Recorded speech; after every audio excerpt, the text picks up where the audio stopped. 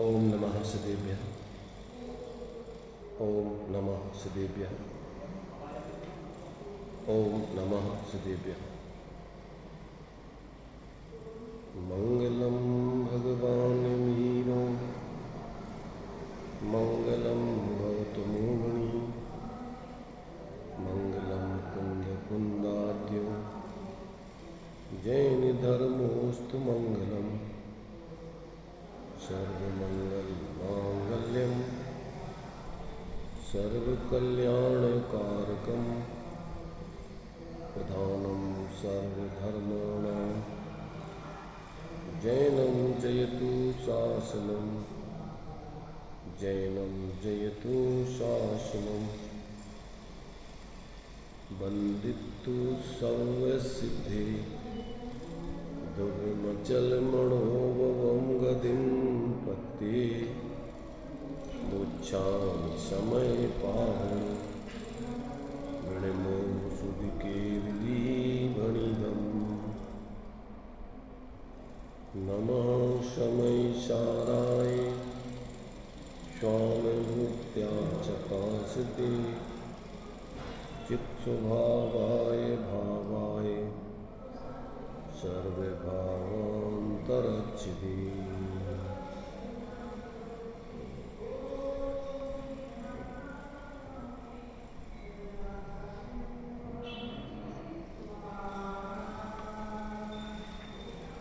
ये संवर अधिकार में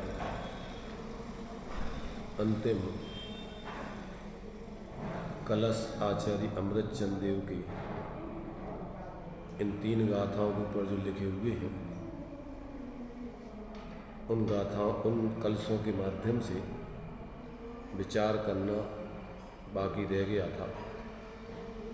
उन कलशों के माध्यम से आज इन 3 गाथाओं का संक्षेप में स्वरूप यहाँ स्पष्ट किया जाता है। संवर होने के क्रम में संवर का पहला ही कारण भेद विज्ञान कहा है। अब इसकी भावना के उपदेश के लिए आचार्य अमृतचंद काव्य कहते हैं। 129 नंबर का काव्य है, 373 पेज पर है। संपद्यते संवर एष साक्षात्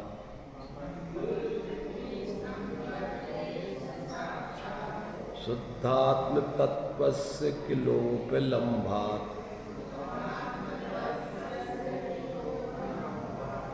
साभेद विज्ञानत एव तस्मात्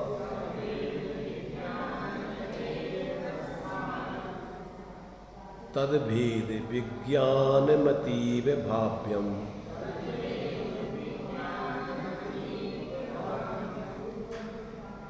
इसका नाटक समय सार में जो हिंदी छंद लिखा हुआ है, अडिल छंद है। भेद ज्ञान संवर निदान निर्दोष है, संवर सो निर्जरा अनुक्रम मोस है। भेद ज्ञान शिव मूल जगत महिमानिये, यद्यपि हे है तदपि उपादेय जानिए। क्या कहा इसमें? भेद ज्ञान संवर निदान निर्दोष है।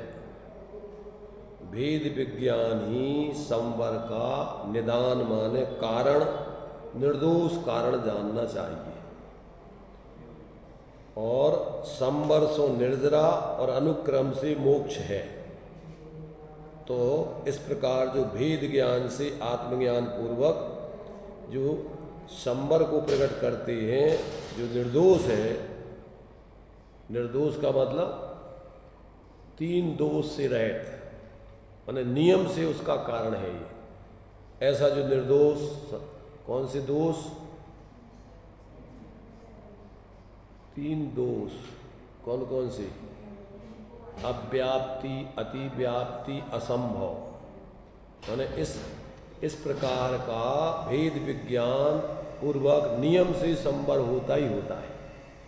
तो ऐसा भेद विज्ञान ही संवर का निर्दोष कारण जानो, और संवर पूर्वक फिर निर्जरा और अनुक्रम से मोक्ष होता है। इसलिए भेद ज्ञान ही मोक्ष का मूल जगत में ही मानिए। संसार में भेद विज्ञान ही मोक्ष का मूल कारण जानना चाहिए।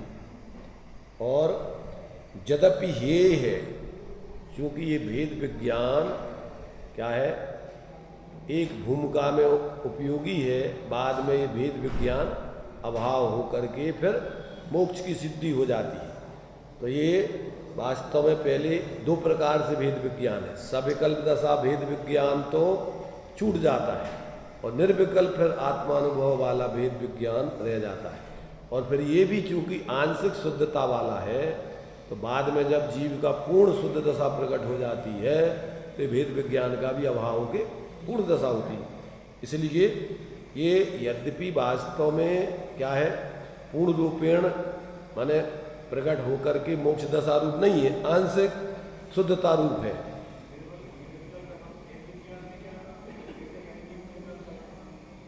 निर्विकल्प भेद विज्ञान का अर्थ होता है आत्मा की अनुभूति और रागादिक और शरीरादिक से अपने परिणति को हटा लेना। तो अपने में ही अपने रूप निर्विकल्प होकर अनुभव करना। तो पहले सविकल्प दशा में निर्णय होता है, और इसके बाद अपने अभेद स्वरूप का निर्विकल्प होकर अनुभव किया जाता है। वो भी निर्विकल्प भेद विज्ञान है।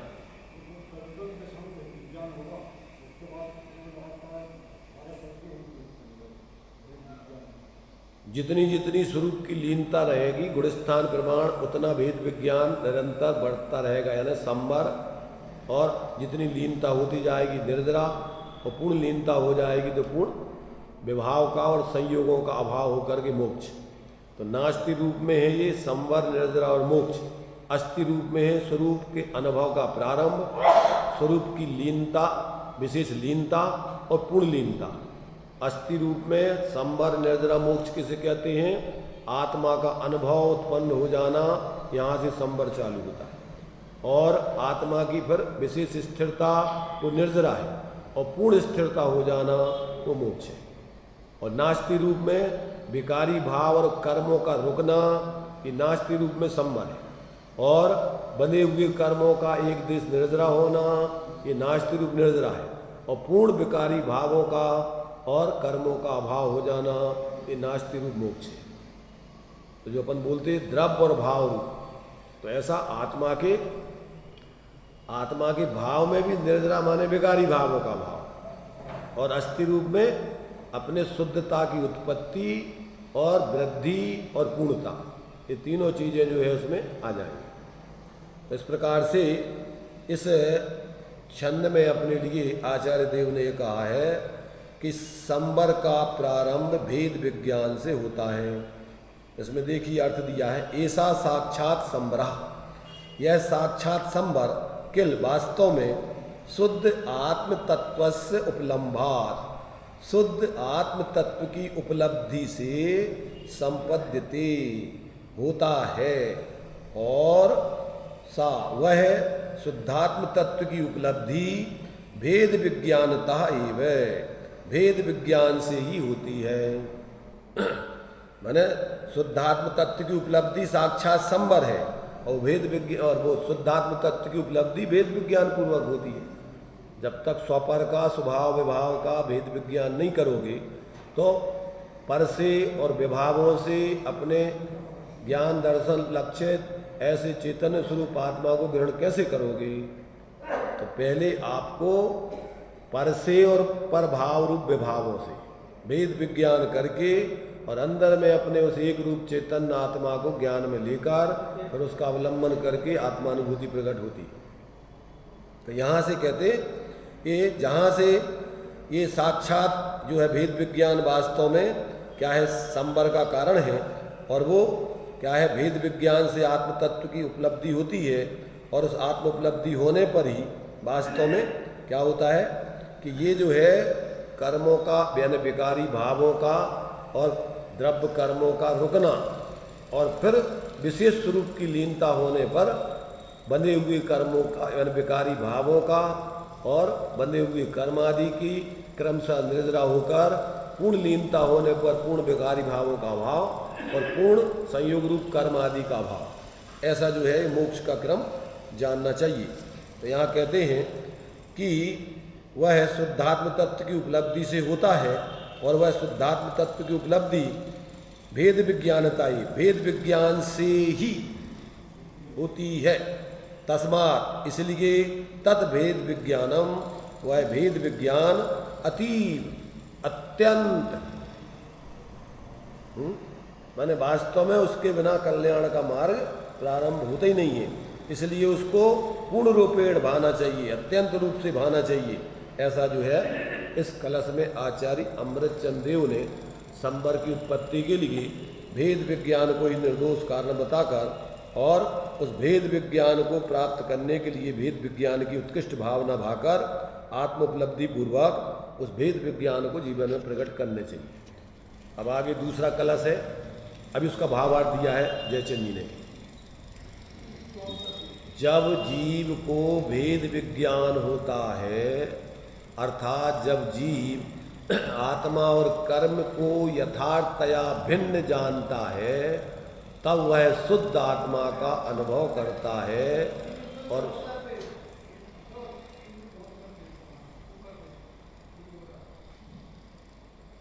शुद्ध आत्मा के अनुभव से आश्रव भाव रुकता है और अनुक्रम से सर्व प्रकार से संबर होता है। संबर संपूर्ण प्रकार से क्यों? क्योंकि जिस गुण स्थान में जितने माने सम्यक्त और सम्यक ज्ञान पूर्वक जितनी स्वरूप स्थिरता होगी, उतना उतना संबर और कर्मों का क्रम से निर्जरा आदि होकर के और ये शुद्धि की वृद्धि क्रम से होगी। इसलिए फिर कहते अनुक्रम से सर्व प्रकार से फिर संबर होता है। इसलिए भेद विज्ञान को अत्यंत भाने का उपदेश किया है। भाने का मतलब समझ करके उस रूप परिणमन करने का, अपने स्वभाव रूप पर से पृथक होकर अपने स्वरूप को ग्रहण करके उसकी ही आराधना करने का कहते निरंतर प्रयत्न करना चाहिए। उसी से संबंधित आगे के कलश देखिए 130 नंबर का है। भावेत भेद विज्ञानम इदम अविच्छिन्न धारया तावत यावत पराच्युत्वा ज्ञानम ज्ञाने प्रतिष्ठिते। इसका नाटक समय सार में जो छंद दिया हुआ है उस छंद को भी पढ़ते हैं ताकि इसका भाव स्पष्ट हो सके। यहाँ दिया इन्होंने आत्मस्वरूप की प्राप्ति होने पर भेद विज्ञान छूट जाता है, हे हो जाता है। तो कह रहे हैं भेद ज्ञान तब लो भलो जब लो मुक्ति न होय, परम ज्योति पर गट जहाँ तहाँ न विकल्प कोई। भेद विज्ञान तभी तक सराहनीय है जब तक मोक्ष अर्थात शुद्ध स्वरूप की प्राप्ति नहीं होती और जहाँ ज्ञान की उत्कृष्ट ज्योति प्रकाशमान है वहाँ कोई भी विकल्प नहीं है। भेद विज्ञान वहाँ कैसे रहेगा? देखो यहाँ पर अपन को दो तरीके से ये समझना चाहिए। एक तो शुद्धात्म स्वरूप की आंशिक उपलब्धि यानी उपलब्धि पूर्वक यहाँ से भेद विज्ञान चालू होता है, संबर तत्व यहाँ से चालू होता है और जब पूर्ण केवल ज्ञान हो जाता है तो वहाँ पूर्ण संबर होकर के पूर्ण जो है कर्मों का संबर और बंधे हुए कर्मों के क्रम से निर्जरा और अभाव होकर मोक्ष की सिद्धि होती है। इसलिए एक तो सविकल्प दशा का भेद विज्ञान कब तक कि जब तक निर्विकल्प आत्मा की अनुभूति नहीं हो जाए तब तक, और निर्विकल्प आत्मा की अनुभूति हो जाने पर छद्मस्तियों की निरंतर आत्मा अनुभूति नहीं रहती। तो जब तक वो ज्ञान में ही स्थित नहीं हो जाए पूर्ण रूपेण, तब तक इस भेद विज्ञान को भाते ही रहना चाहिए।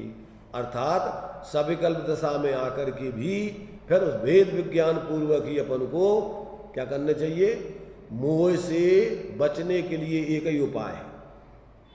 क्योंकि यदि आप स्वरूप अनुभव से च्युत हुए और बाहर में आगे फिर पर पदार्थ में मूर्छित होकर के चारित्र संबंधी अभी अस्थिरता जन राग आदिक तो होंगे, पर एकत्व बुद्धि पूर्वक के आपको राग आदिक नहीं होंगे और मिथ्यात्व नहीं होगा, ज्ञान नहीं होगा। सविकल्प दशा में भी एक बार निर्विकल्प आत्मा की अनुभूति हो गई तो अब सम्यक दर्शन, सम्यक ज्ञान पूर्वक और आंशिक सम्यक चारित्र की लीनता पूर्वक सदा उपयोग चाहे विकल्प में रहे और चाहे निर्विकल्प रहे। गुणस्थान प्रमाण जितनी स्वरूप स्थिरता हो गई उतनी वीतरागता और सम्यक दर्शन ज्ञान तो धारा प्रवाह चलेगा। अब जब तक केवल ज्ञान नहीं हो जाए तो अपने लिए फिर बाहर से निर्वृत्ति करके स्वरूप प्रवृत्ति करने के लिए विशेष अपन को स्वरूप की लीनता करने का पुरुषार्थ, शुद्ध उपयोग की साधना का पुरुषार्थ करके, और जब ज्ञान में प्रतिष्ठित स्थायी हो जाए, विकल्प में नहीं आवे, संपूर्ण निर्विकल्प दशा पूर्ण होकर के ज्ञान मात्र रह जाए, तब वो भेद विज्ञान का कार्य पूर्ण होगा और तब संवर पूर्ण होगा, तब निर्जरा हुई और तभी क्रम से मोक्ष होगा। तो ये बात यहाँ पर अपन को मुख्य रूप से समझनी चाहिए। इसका अर्थ देखिए इसमें दिया है जो यह भेद विज्ञान अविच्छिन्न धारया, अविच्छिन्न धारा से जिसमें विच्छेद न पड़े ऐसे अखंड प्रवाह से तावत तब तक भावेद भाना चाहिए, यावत जब तक ज्ञान पराच्युत्वा पर भावों से छूटकर ज्ञानम ज्ञान में ही यानी अपने स्वरूप में ही प्रतिष्ठिति स्थिर हो जाए। भावार्थ में देखो उन्होंने खुलासा किया है विशेष, यहाँ ज्ञान का ज्ञान में स्थिर होना दो प्रकार से जानना चाहिए। यहाँ ज्ञान का ज्ञान में स्थिर होना दो प्रकार से जानना चाहिए। एक तो मिथ्यात्व का अभाव होकर सम्यक ज्ञान हो और फिर मिथ्यात्व ना आए, तब वह ज्ञान में ज्ञान स्थिर हुआ कहलाता है। कौन से ज्ञान में ज्ञान स्थिर हुआ? मिथ्या ज्ञान से छूटकर सम्यक ज्ञान में स्थिर हो गया। अब वो मिथ्यात्व में नहीं जाके सम्यक ज्ञान रूप रहे, चाहे वो निर्विकल्प रहे, यानी सम्यक दृष्टि का समय समय पर निर्विकल्प दशा भी आती है, सविकल्प दशा, तो दोनों दशाओं में सम्यक ज्ञान तो उसके ज्यों का त्यों बरकरार रहेगा। अब जितनी स्वरूप की स्थिरता रहेगी उतनी उसके संवर निर्जरा होगी, और जितनी स्वरूप की अस्थिरता है उतना आश्रव बंद चलेगा। ये साधक दशा की बात है। तो चारित्र की मिश्र धारा चलेगी, ज्ञान में सम्यक धारा चलेगी, श्रद्धान में सम्यक धारा चलेगी, परंतु अन्य गुणों में भी सर्वगुणांशु समकिन, सब गुणों में स्वरूप का लक्ष्य और स्वरूप की स्थिरता पूर्वक प्रवृत्ति चलेगी।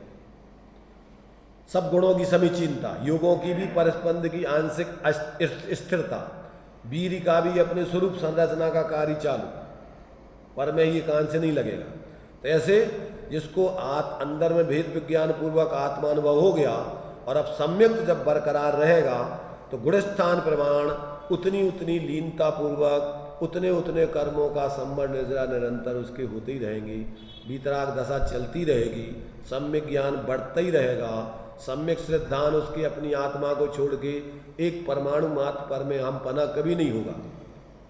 व्यवहार से भले ही वो कहेगा, लोक में देखो दो दृष्टिकोण रहेंगे उसके, एक तो लौकिक जीवन जीने के लिए लोक व्यवस्था में आपका जो उपचार से आपका कहलाएगा, अगर गृहस्थ दशा में हो तो आप क्या करोगे, जो आपको उदय प्रमाण व्यवहार में आपकी व्यवस्था है, व्यवहार से उसको सब अपना कहोगे, उसमें ही व्यवहार में प्रवृत्ति करोगे, दूसरे की प्रॉपर्टी आदि दूसरे की चीज़ों में अपनापन नहीं करोगे।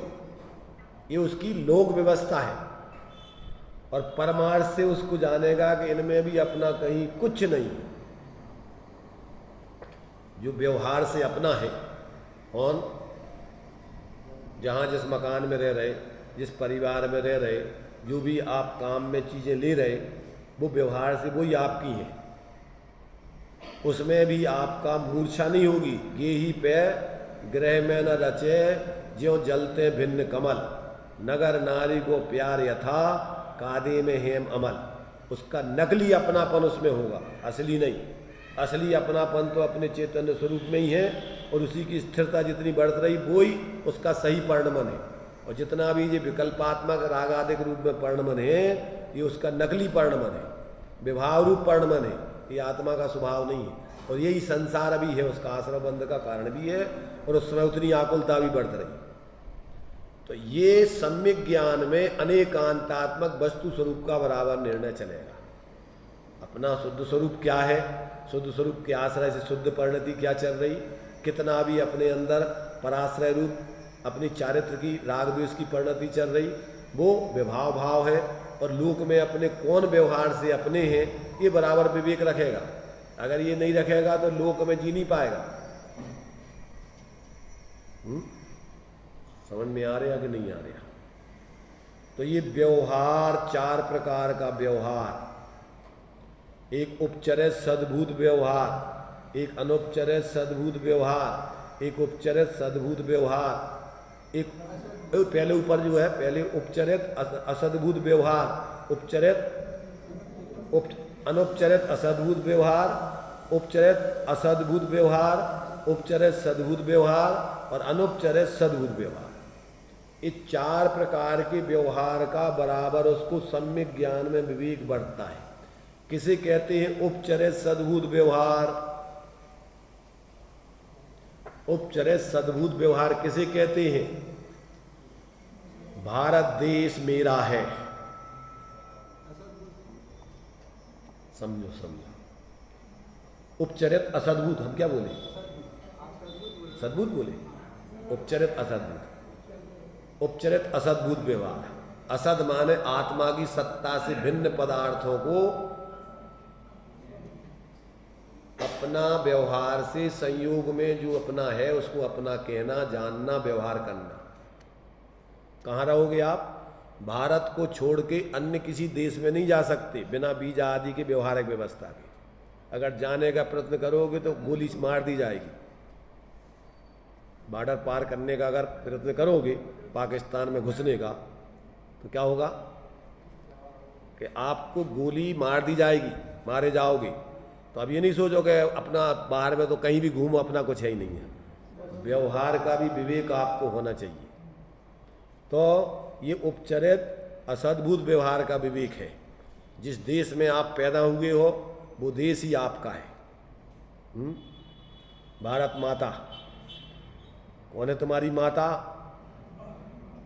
जैसे एक माता ये है, एक माता ये जिस पृथ्वी पे पैदा हुए वो तुम्हारी माता है। भारत माता के गीत गाना पड़ेंगे, भारत माता की। तो ये जो है ये व्यवहार उपचार से ज्ञानी समझता है। तो उसमें कोई मिथ्यात नहीं हो जाता है। भारत को अपना कहना, अपने जहाँ रह रहे हो उस जिले को अपना कहना, उस प्रांत को, उस जिले को, उस तहसील को, उस गांव को, उस नगर को, उसमें तुम्हारे जो उसमें तुम्हारे घर को, उसमें जो भी व्यवहार तुम्हारा, यहाँ तक कि अपन को जो भी व्यवहार कहाँ तक आएगा, ये असद्भुत व्यवहार तो अपने एक क्षेत्रावगाही संबंध कर्म और शरीर तक आएगा। किसको?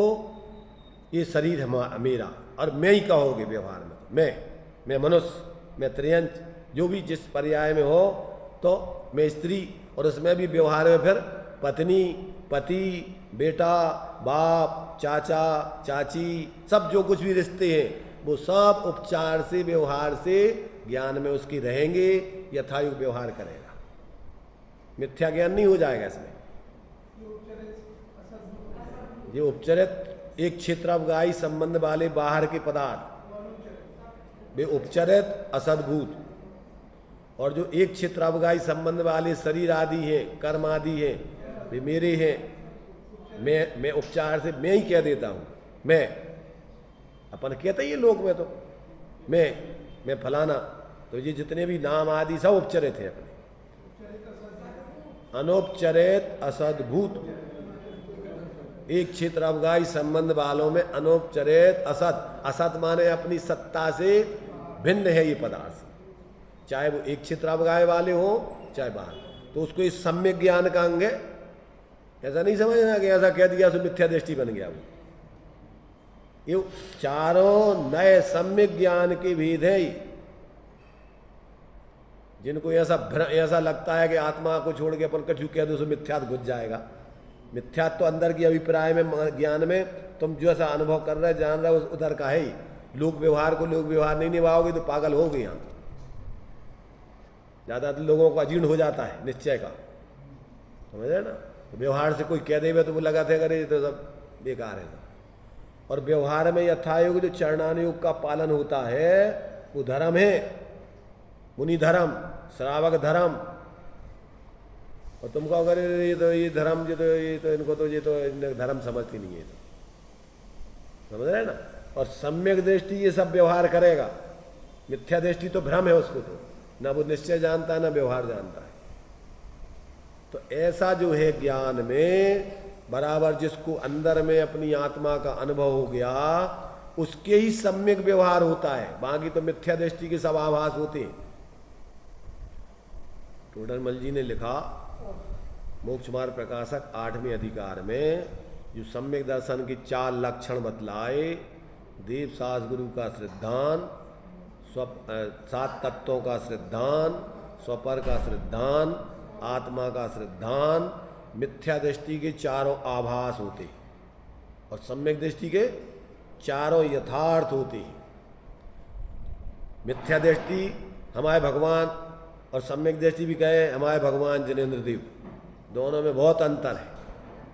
उसका तो मोह है मिथ्या दृष्टि का, अनंत भगवान को वो अपना ही मान लेता है। और सम्यक दृष्टि जानता है कि भगवान का स्वरूप यही है, इसलिए व्यवहार से हम भगवान इन्हीं को मानेंगे और दूसरे जो भगवान का स्वरूप नहीं है उनको अपना भगवान नहीं मानेंगे। इसलिए वो तो व्यवहार से जानता है और मिथ्या दृष्टि परमार्थ से हमारे भगवान, हमारे गुरु, हमारा जैन धर्म। किसका जैन धर्म? किसके अनंत भगवान? किसके पंच परमेष्टि? जैनों के। अरे पंच परमेष्टि का स्वरूप है वो। और कहना मेरा ये तो जो सम्यक दृष्टि होता है उन्हीं को मानता है।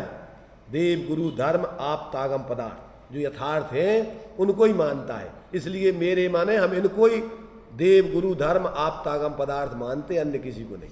पर ये जानते हैं कि इनसे हमारी पृथकता है, ये हम नहीं है, हमारे नहीं परमार्थ से। हम तो हम ही हैं, चेतन स्वरूप अभेदात्मा ही हम हैं और हमारे गुण पर्याय धर्म आदि ये हमारे हैं। हम अभेद और ये भेद हमारे। ये सद्भूत व्यवहार है, ये सद्भूत में जाएगी।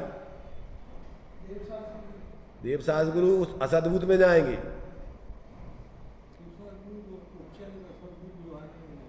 हाँ, अपने से भिन्न है भी, बहुत दूर को व्यवहार है, पर धर्म के निमित्त है, आयतन है, इसलिए उसको व्यवहार से अपन धर्म के कल्याण कारण में निमित्त होते, इनको ही मानेंगे। तो यही है जिसको कल्याण करना है सच्चे देवसास गुरु। इस दृष्टि से वे आत्म कल्याण करने वालों के हमारे मैंने उनके हैं। क्यों? कि वे उनको ही भगवान मानते हैं, देवगुरु मानते हैं और किसी को नहीं मानते।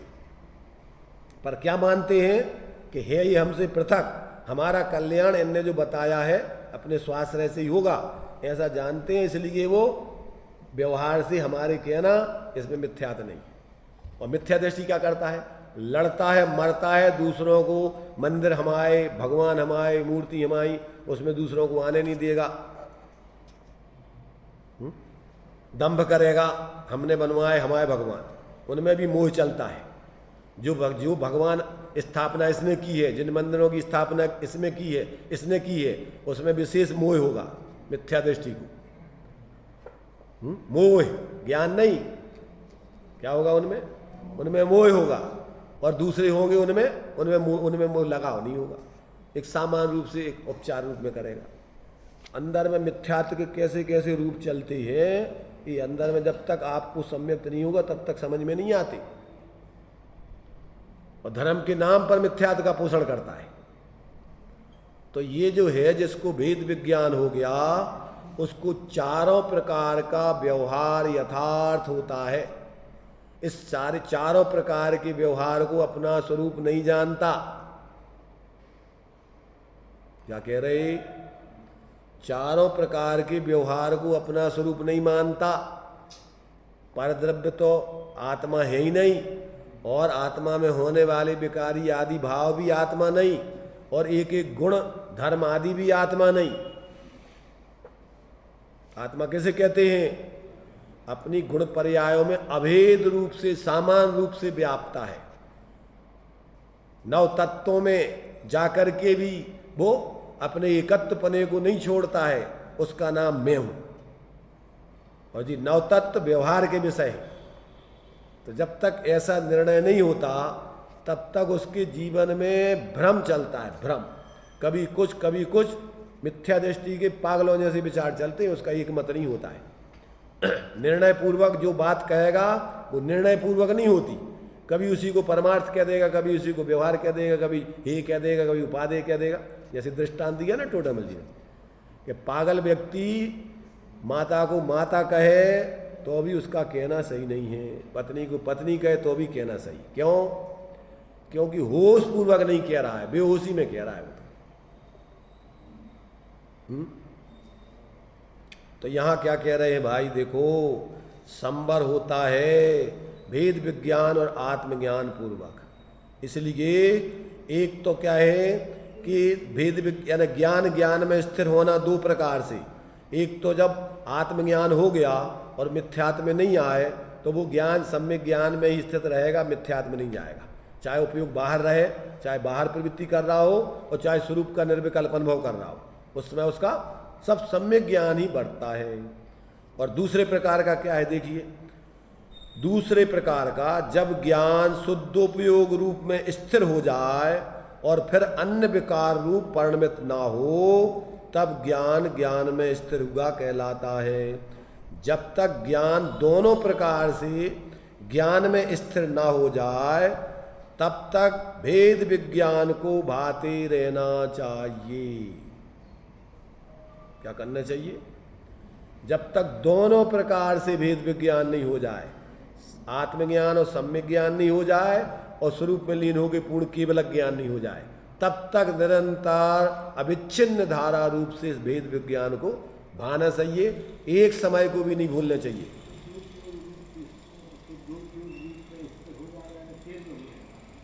शुद्ध उपयोग रूप में स्थित हो जाए माने शुद्ध उपयोग से च्युत नहीं हो, केवल ज्ञान प्राप्त कर ले।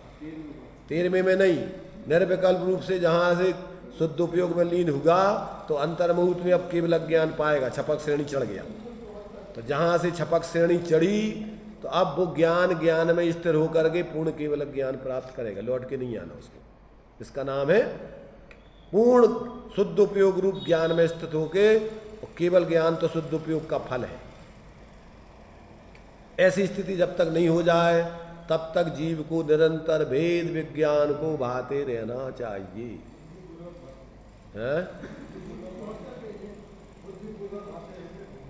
बुद्धिपूर्वक ही, अबुद्धिपूर्वक कैसे होगा? अबुद्धिपूर्वक तो ध्यान में फिर अपने स्वरूप की लीनता होगी, वहां विकल्प नहीं चलेंगे। परंतु जब विकल्प में हो तब तो आपको बुद्धिपूर्वक ही आपको ये सब निर्णय करेंगे, और सम्यक दृष्टि के सहज चलता है। जैसे जब सीखना है साइकिल, तब तो आपको सब चीज़ों का ध्यान रखना पड़ेगा, कहाँ पेडल है, कहाँ हैंडल है, कहाँ ब्रेक है, क्या है, सब ध्यान रखना पड़ेगा। और जब अभ्यास हो जाता है तो फिर वो सहज ही चलने लगता है, फिर उसको अलग से बुद्धि नहीं लगाना पड़ती। जब तक नई नई शादी लड़की की होती है तो थोड़े समय ध्यान रखना पड़ता है, बाद में अभ्यस्त हो जाती है तो सोचना नहीं पड़ता है कि जी हमारे बेटा है, जी हमारे पति हैं। अब बिल्कुल सहज व्यवहार उसका वैसे ही होता है। तो वो भी सब विकल्पात्मक दशा में है बुद्धि। अब बुद्धिपूर्वक का मतलब कई प्रकार से बुद्धिपूर्वक बताया था पहले। बुद्धिपूर्वक तो क्या होता है? बुद्धिपूर्वक का मतलब होता है सविकल्प दशा में जहाँ तक अपन को भी समझ में आ रहा है, दूसरे भी जानते हैं, उसको भी बुद्धिपूर्वक कहते हैं। और एक, जब तक आपका सम्यक ज्ञान नहीं हुआ, अभिप्राय सम्यक नहीं हुआ, तब तक आपको बुद्धिपूर्वक मतलब निर्णय पूर्वक आपको ये सब विचार कर करके छोड़ना पड़ते।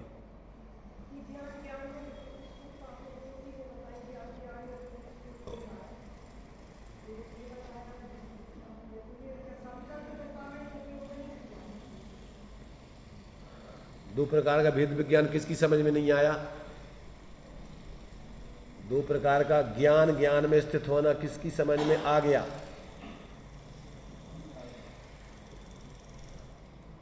बोलिए विपिन जी, ज्ञान, ज्ञान में स्थित होना दो प्रकार से क्या कहलाता है? हम्म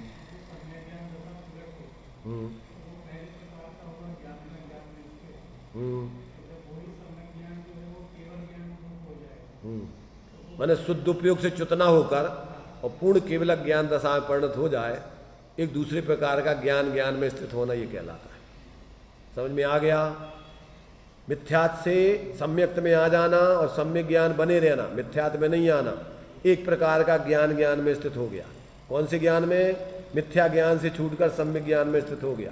फिर एक दूसरा विकल्पों में नहीं आकर और निर्विकल्प दशा में ही रहकर और पूर्ण केवल ज्ञान प्रकट कर लेना, उसका नाम है दूसरे प्रकार से ज्ञान, ज्ञान में स्थित होना।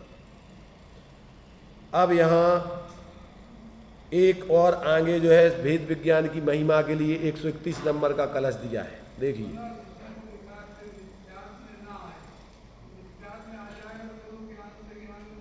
फिर मिथ्या दृष्टि बन गया तो कहाँ रहा ज्ञान? अब सम्यक ज्ञान मिथ्या ज्ञान हो गया। अरे सामान्य से तो ज्ञान ज्ञान ही रूप रहता है, कभी अन्य रूप होता ही नहीं है। पर यहाँ तो पर्याय में सम्यक ज्ञान, मिथ्या ज्ञान, अपूर्ण ज्ञान, पूर्ण ज्ञान। अभी पहले हमने ज्ञान की 3 परिभाषाएं बताई थी, यह ध्यान में कि नहीं? ज्ञानी की 3 परिभाषाएं बताई थी। ज्ञानी 3 प्रकार के होते हैं। कौन कौन से ज्ञानी बताएंगी चेतना जी?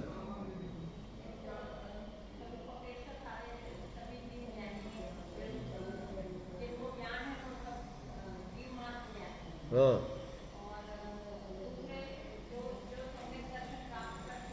हाँ, ठीक है।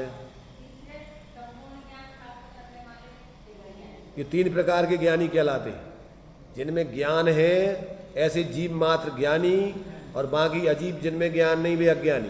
ये पहले प्रकार के तो सब जीव ज्ञानी है, कोई जीव अज्ञानी नहीं है। दूसरे प्रकार के ज्ञानी जब ज्ञान में ज्ञान स्वरूप आत्मा का अनुभव करके मिथ्यात् का नाश कर दिया, सम्यक दृष्टि हो गए, तो सम्यक ज्ञानी ज्ञानी, मिथ्या ज्ञानी अज्ञानी। दूसरे प्रकार का ज्ञानी। तीसरे प्रकार का ज्ञानी छद्मस्त दशा में जब तक हो तब तक अज्ञानी, और केवल अज्ञान हो गया तब ज्ञानी। तो जहाँ जो विवक्षा हो वो लगा लेना। 131 नंबर का कलश देखिए, ये ज्ञान भेद विज्ञान की महिमा। ये कलश बहुत चलता है, बहुत बोला जाता है। भेद विज्ञानतः सिद्धा सिद्धा एकिल केचन अस्यैव अभाव तो बद्धा बद्धा एकिल केचन। इसमें अभी अपन ने ये जो नाटक समयसार है, उस नाटक समयसार का ये छंद इसका पढ़ते हैं, भेद विज्ञान की महिमा वाला। इसमें दिया है, भेद ज्ञान संबर जिन पायो सुचेतन शिव रूप कहायो। भेद ज्ञान जिनके घट नाही ते जड़ जीव बंधे घट माही। क्या कहा? भेद ज्ञान, ये चौपाई है। भेद ज्ञान संबर जिन पायो सुचेतन शिव रूप कहायो। जिनके भेद विज्ञान हो गया वे मोक्ष स्वरूप हो गए, चलते फिरते भगवान शिव हैं वो। और कहते हैं, भेद ज्ञान जिनके घट नाही ते जड़ जीव बंधे घट माही। जिनके भेद विज्ञान नहीं है वे जड़ शरीर में मूर्छित होकर के वे जीव जड़ ही है, शरीर ही अचेतन ही है, मुर्दा है, वे जीव नहीं है। ये इसका अर्थ यहाँ इन्होंने दिया है।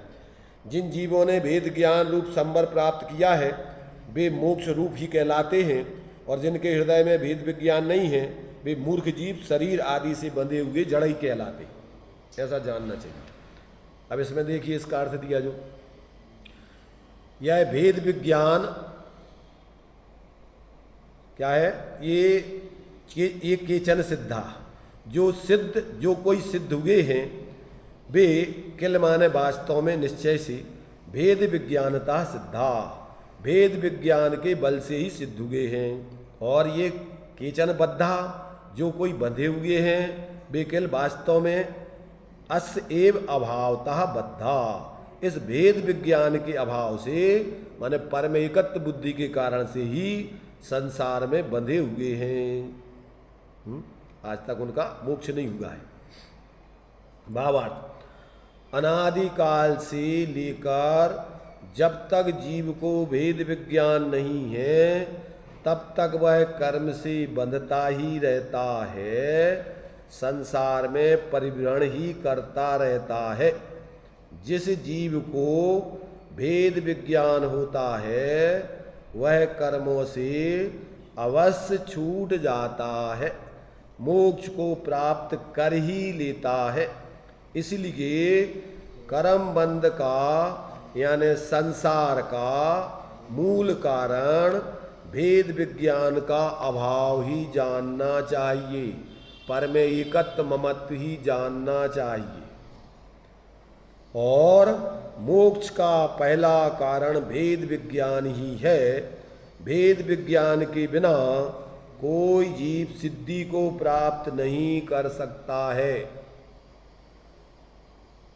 यहाँ ऐसा ही समझना चाहिए कि विज्ञान अद्वैतवादी और बौद्ध और वेदांती जो कि वस्तु को अद्वैत कहते हैं और अद्वैत के अनुभव से ही सिद्धि कहते हैं, उनका भेद विज्ञान से ही निषिद्ध कहने से निषेध हो गया। क्या अर्थ होगा?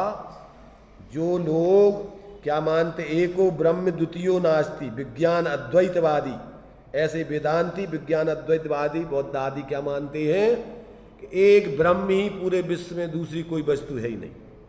क्या है? जो कुछ भी है सब तुम्हें भ्रम दिखता है, बाकी तो एक ब्रह्म ही का सारा फैलाव है सब में। तो कहते हैं जो लोग ऐसा मानते हैं तो यहाँ भेद विज्ञान से ही सिद्धि होती है, ऐसा कहने से उन एकांती मिथ्या दृष्टि जीवों का भी निषेध हो जाता है। यहाँ क्या ऐसे अभेद ज्ञान से, विज्ञान अद्वैतवादा जो अभेद ज्ञान, उससे मुक्ति नहीं है। जब पहले से अभेद हो तो मुक्ति कैसी है?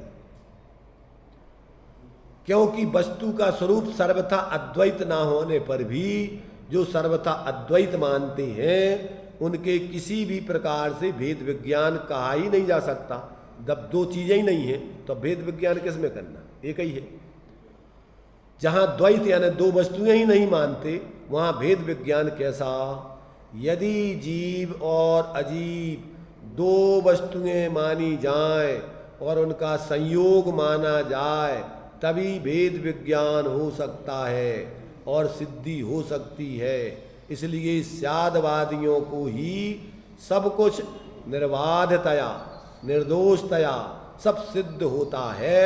अन्य अज्ञानी जीवों को, जिनके मत में सर्वज्ञ भगवान के द्वारा उपदेश नहीं है, उनके मत में धर्म का प्रारंभ नहीं हो सकता है, भेद विज्ञान नहीं हो सकता है।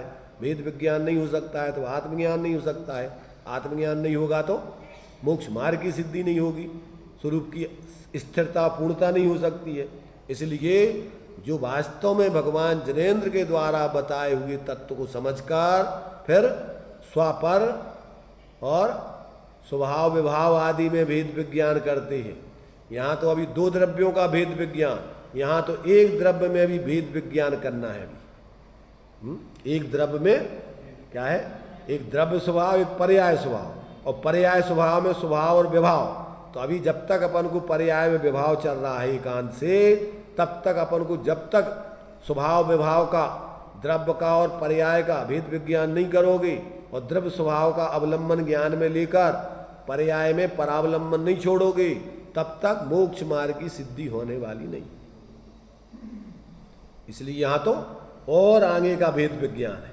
एक वस्तु में भी स्वभाव विभाव का भेद विज्ञान है, द्रव्य पर्याय का भेद विज्ञान है।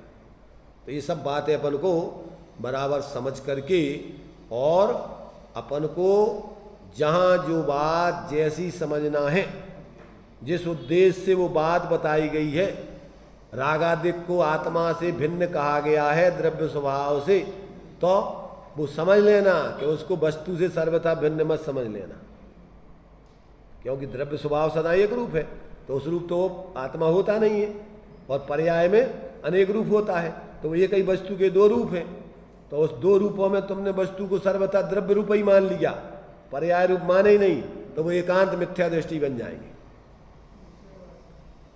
इसलिए बहुत जिम्मेदारी बनती है सम्यक प्रकार से स्वाध्याय करके अपनी मूर्ताओं को, विपरीतताओं को छोड़कर, और अपने जहाँ जो बात जिस प्रयोजन से कही है उसको समझकर, और फिर अपने अंदर में उस एकत्र विभक्त आत्मा का अवलंबन करके पर्याय में मिथ्यात अज्ञान कसाय आदि का भाव करके पूर्ण स्वाश्रय से वीतराग दशा प्रकट करना। तो ये अपन को सारी बातें आचार्य देव बहुत ही सावधानी पूर्वक यथार्थ रूप में समझा रहे हैं, और यदि अपन उनके हिसाब से समझ के और अपने जीवन में जो जो विसंगतियां हैं, जहाँ जो विपरीतताएं हैं, उनको छोड़कर यथार्थ रूप में अपन अपने सही अपने द्रव्य स्वभाव को समझकर उसको ज्ञान में भी अंदर में ग्रहण करके और अपनी परिणति उसमें एकाग्र करेंगे, तभी जो है अपने लिए अभेद दृष्टि से फिर द्वैत नहीं भाषित होगा। द्वैतम न प्रतिभाति, अनुभव के काल में द्वैत नहीं भासता है, वो दोनों द्रव्य पर्याय अभेद होकर के ऐसा अनुभव करते हैं, एक होकर के। दो वस्तुएं सर्वथा तो है नहीं, और जब बुद्ध परावलंबन करता है तो उसमें द्वैत खड़ा होता है, और जब स्वावलंबन करता है तो फिर वो द्वैत नहीं रहता है, कथनचित अभेद होकर के अनुभूति होती है। क्यों कि पर्याय का द्रव्य स्वभाव के साथ क्षणिक तादात्म्य संबंध होता है, ऐसा सर्वथा उसकी पृथकता नहीं समझना। तो वो जो है, और अपन को स्वाश्रित ज्ञान में ही, स्वाश्रित परिणति में ही आत्मा की अनुभूति होती है, और उसमें ही तन्मय होकर के उस आत्मा में जो आनंद आदि है वो उस पर्याय में प्रकट होता है। और अगर आत्मा से उसकी पृथकता हो तो वो अद्रव्य स्वभाव का पर्याय में प्रकट कैसे होगा? इसलिए वो अतद्भाव रूप भेद है, पर वस्तु भेद नहीं समझना उसमें। वस्तु की दृष्टि से तो वस्तु अभेद है, इसलिए अनुभव स्वरूप है। कथनचित वस्तु में द्वैतपना है और कथनचित अद्वैतपना है। जब तक ऐसा ज्ञान नहीं होगा तब तक जीवों के भ्रम दूर नहीं होता है। तो इस प्रकार से ये अपन ने 3 छंदों के संबंध में इस संवर तत्व के बारे में जो आचार्य अमृतचंद देव ने जो उपसंहार के रूप में कलश लिखे हैं उनके माध्यम से अपन ने चर्चा की। अभी अपना एक कलश और एक हिंदी का छंद है जयचंद जी का बाकी रह गया है, अभी अपन यहीं इसको बिठाएंगे।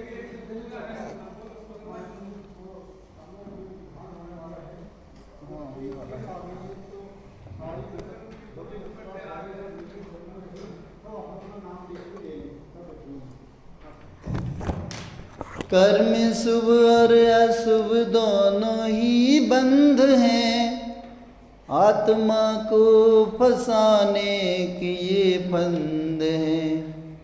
रोक ले पहले कर्मों को संभर से तू, निर्जरा कर मिटा दे तो क्या बात है। भोग के रोग से पाप के ताप से अपने मन को हटा ले तो क्या बात है। सारे संसार का तू भरम छोड़ कर आत्मचिंतन जगा ले तो क्या बात है। संवर अधिकार अपना पूर्ण हो रहा है और निर्जरा अधिकार चालू होगा। संवर हो गया अपना कि नहीं हुआ? अभी संवर हो गया कि नहीं? अभी अरे संवर हुआ कि नहीं? निर्जरा तो चालू हो रही, संवर हुआ कि नहीं अभी तक? अपना संवर, जिनवाणी का संवर तो हो गया, संवर अधिकार समझ में है। देखो संवर की बहुत सुंदर विधि इसमें बताई जा रही है और इससे अच्छी विधि कोई दूसरी है नहीं। वेद विज्ञानता सिद्धा सिद्धा एकल केचना, बहुत सुंदर विधि, खूब इसमें उपयोग लगाना। अहो इस उपदेश माही खूब चित लगावना, होएगा कल्याण गुण अनंत बढ़ावना, हो यह उपदेश माही खूब चित्त लगावना। जय जिने नित अमृत जिन पेक्ष सत चैतन्य घन, दरसार कलिकाल में अनुभव करो हे भव्यजन।